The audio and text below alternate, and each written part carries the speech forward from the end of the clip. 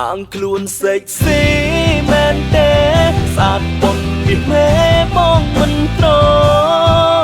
កុំយកសពរងបោកប្រោះអើយវោឲ្យគេឆ្លួស្នេហ៍លើអូនអាងខ្លួនសេកស៊ីមែននឹងចាលរឹកអញ្ចឹងចង់ឲ្យអ្នកណាយោបើសិនគេចង់បោកគេនឹងត្រគេនឹងឈប់មន្តនៅពេលណាគេអស់ចិត្តនឹងស្រី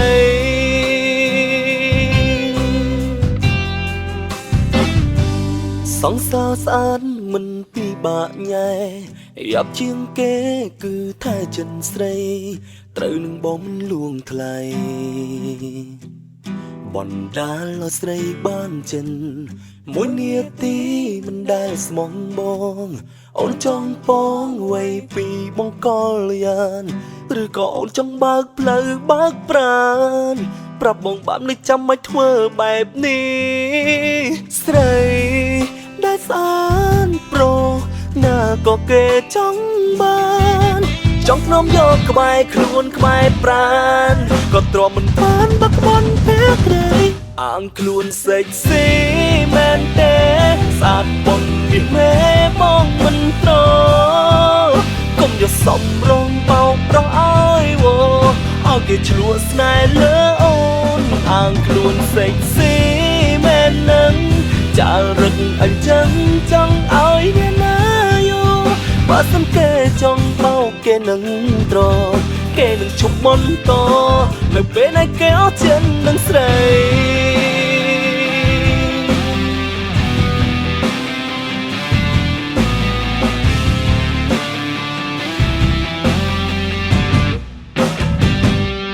មួយនាទី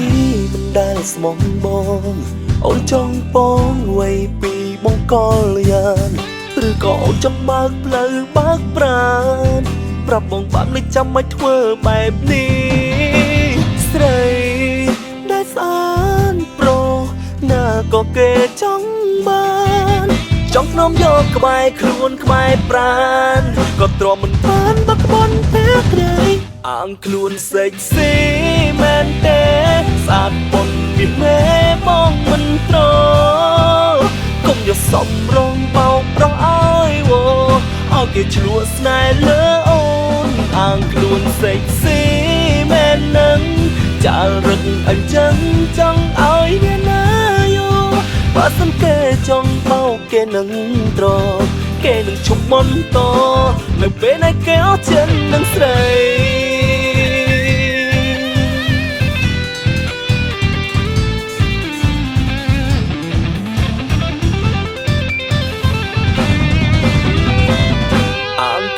សេកស៊ី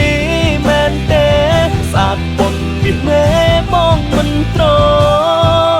កុំយកសពរងបោកប្រោះអើយវោ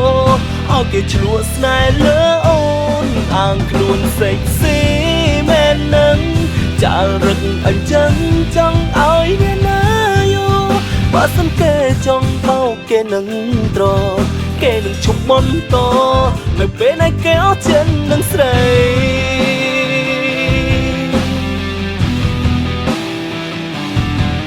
គេនឹងឈប់មន្តនៅពេលណាគេអស់ចិត្តនឹង